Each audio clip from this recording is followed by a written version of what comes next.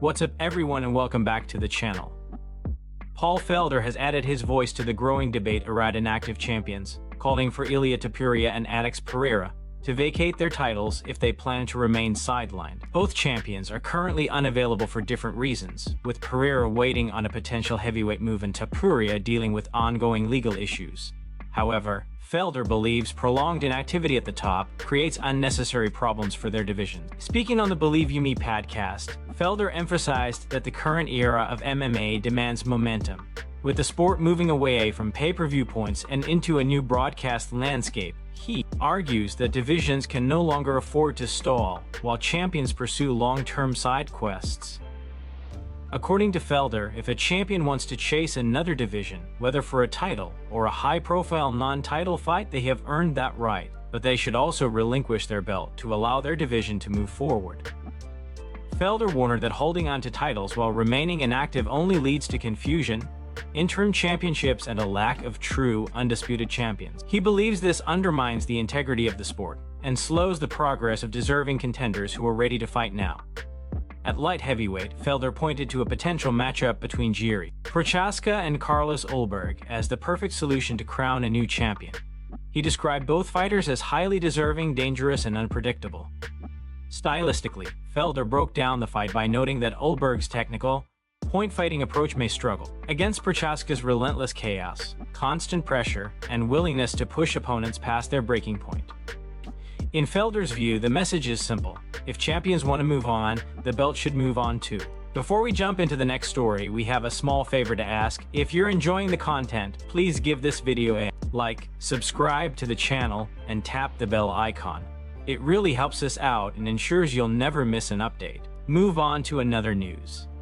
Sean O'Malley has revealed surprising retirement plans while preparing for his upcoming return.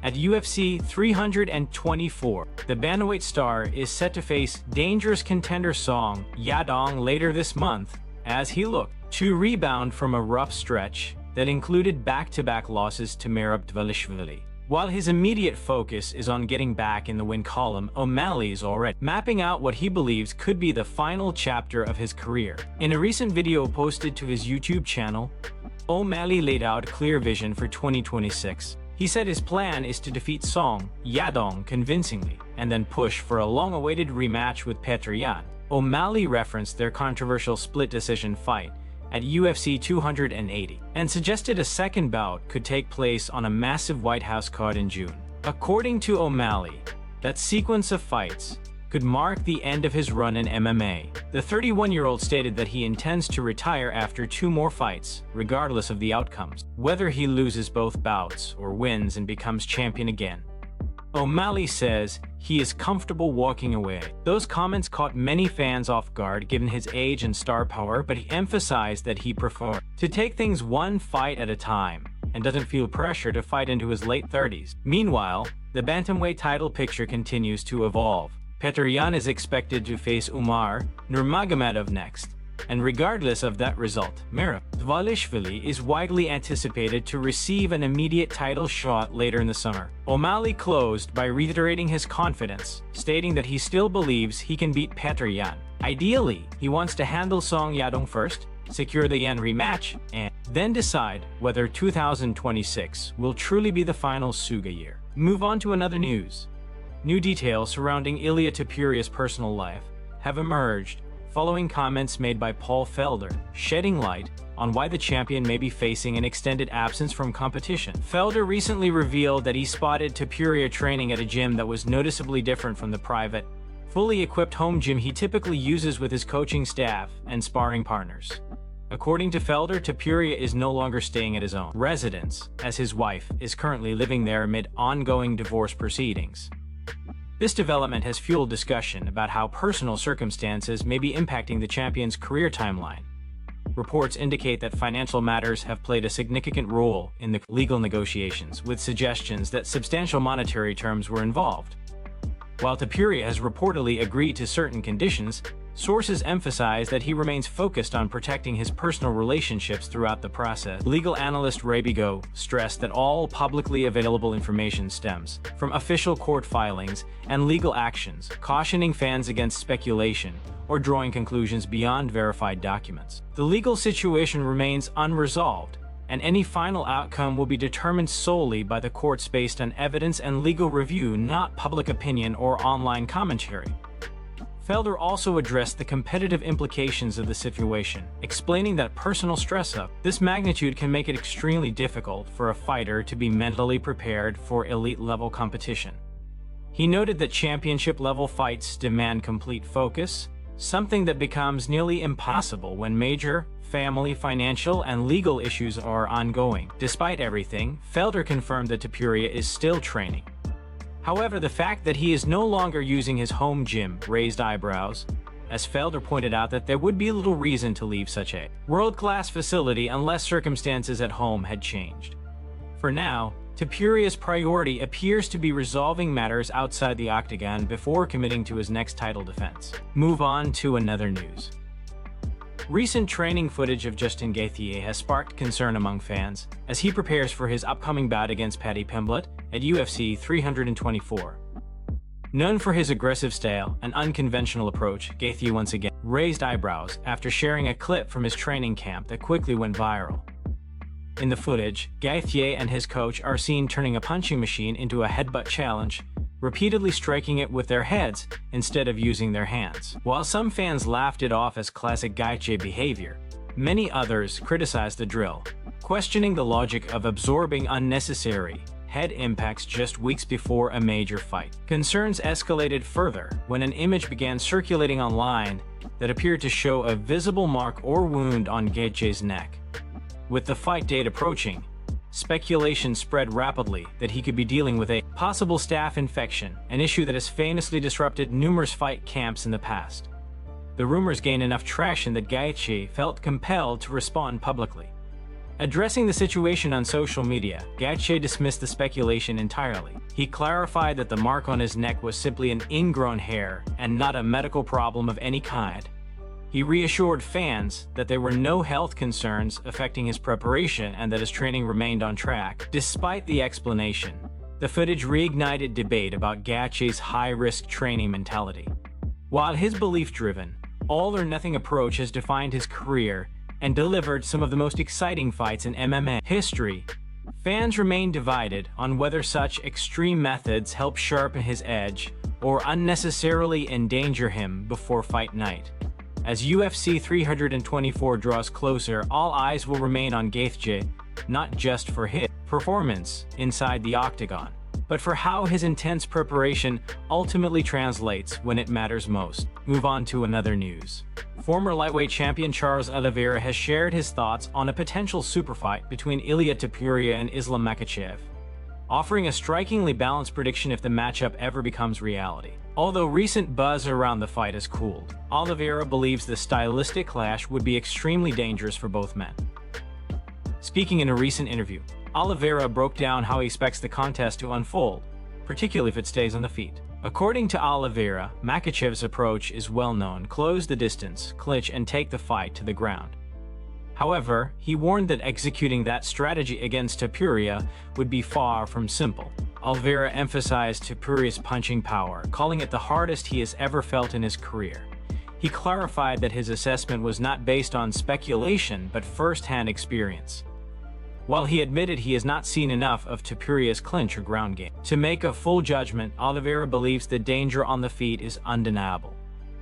In Oliveira's view, if the fight remains standing, Topuria has a real chance to knock Makhachev out. On the other hand, if Makhachev successfully closes the distance and secures control, Oliveira expects the lightweight champion to dominate and finish the fight. That balance is what makes the matchup so compelling. Ultimately, Oliveira described the fight as extremely close, noting that the most critical moment would be Makhachev's attempt to bridge the gap. Against a precise and powerful striker like Topuria, even that transition could be fight-ending. How the bout would play out, Oliveira believes, depends entirely on who imposes their game first. Move on to another news. A long-standing rivalry is set to take center stage once again, as Jon Jones and Daniel Cormier are confirmed to coach opposite teams on the upcoming season of Alpha Reality. Last season, Jones coached against Nate Diaz, but production was thrown into chaos after a massive brawl broke out during filming. The incident ultimately led to Diaz withdrawing from the show despite efforts from the production team to keep him involved. Now, Jones returns for the next season, this time matched with his most famous rival. Jones and Cormier share one of the most bitter rivalries in MMA history, and placing them in any competitive environment is guaranteed to generate tension. However, Jones has publicly stated that coaching alongside Cormier could actually serve as an opportunity to repair their fractured relationship. He suggested that spending time together during filming, away from competition, might allow both men to move past their history and possibly even begin a friendship. Cormier, however, appears far less optimistic. In a recent video on his YouTube channel, he took a more confrontational stance, stating that he fully expects to face Jones in a future match under Real American Freestyle Wrestling. Cormier expressed confidence that he would defeat Jones, emphasizing that he continues to train wrestlers daily and remains sharp in his grappling. Filming for the new season is already underway in Thailand, and a photo of Jones and Cormier squaring off has begun circulating online. While many believe the show could help cool tensions between the two, it is unlikely their rivalry will ever fully disappear. At best, mutual respect may replace open hostility. For now, Jones appears open to reconciliation, while Cormier continues to lean into the competitive fire that has defined their relationship for years. Whether this reality show helps them find common ground or reignites old animosity remains to be seen. Move on to another news. Tom Aspinall has provided a fresh update on his health, offering clarity on the eye injury that has kept him sidelined. While he and Paddy Pimblett recently released new YouTube content covering a range of topics, Aspinall also took the opportunity to address his recovery process. Aspinall reminded fans that the last update came at the end of a footwork training video, where he revealed that surgery had already been completed on one eye, with a second procedure scheduled for mid-January. He has now confirmed that the process has been slower than expected due to the nature of eye injuries. According to Aspinall, eye issues are handled far more cautiously than typical injuries. Rather than rushing straight into surgery, doctors often attempt to allow the eye to heal naturally first, as surgical intervention carries added risk. Unfortunately, that conservative approach has extended his recovery timeline and delayed his return. Aspinall explained that he is now set to undergo surgery on his second eye, which will keep him out of action for an additional period. At this stage, there is still no clear timetable for his comeback, as doctors are continuing to evaluate the situation. He noted that he has an upcoming medical meeting that should provide more clarity on how long he will remain sidelined. The interim heavyweight champion described the ordeal as a frustrating and exhausting process, admitting that the prolonged uncertainty has been difficult to deal with. Despite the setback, Aspinall remains focused on making a full recovery and ensuring his long-term health before returning to competition. For now, his priority is getting medically cleared and putting the injury behind him, even if it means exercising patience in the short term. Move on to another news. Michael Bisping has issued a sobering warning regarding the long-term implications of Tom Aspinall's ongoing eye injury, drawing directly from his own difficult experience with serious vision damage during his fighting career. In a recent video posted to his YouTube channel, Bisping acknowledged that while Aspinall will likely recover enough to continue competing, there is a real possibility that he may never be quite the same again. Bisping explained that once surgical intervention begins on the eyes, complications can follow, and the affected area often never fully returns to its original strength.